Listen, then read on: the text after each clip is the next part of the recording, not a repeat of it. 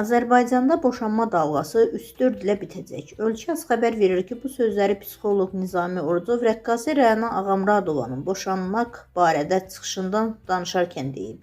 O, rəqqasənin indiki ağlım olsaydı boşanmazdım. Mən uşaqlarıma ata və ana ola bilmirəm. Çox çətindir sözləri barədə bunları söyləyib. Tamamilə doğrudur. Hesablamalarıma görə boşanma dalğası yəqin ki 3-4 ilə bitəcək. Bir çox millətlər bu yolu geri gəlir. Biz isə yeni gedirik. Hay-küy, qaza gəlmək, bu. Adam sakitləşməli olur. Azərbaycanda boşanma dalğası bitəndən sonra haqqı ilə boşanan qadınları nəzərdə tutmuram.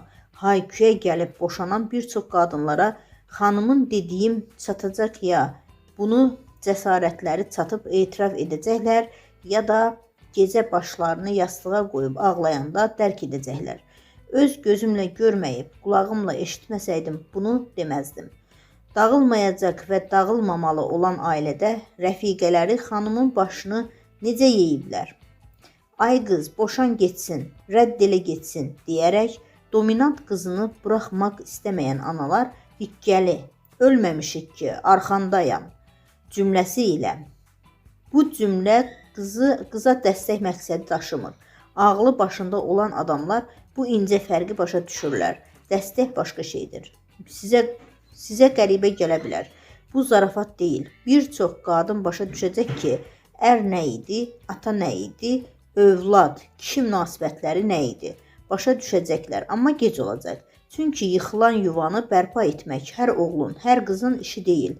Bəlkə də bundan sonra hələ evli olanlar, evlənməyə hazır olan kişilər, qadınlar başa düşəcək ki, nə doğrudur, nə səhvdir, həyatın reallığı nədir.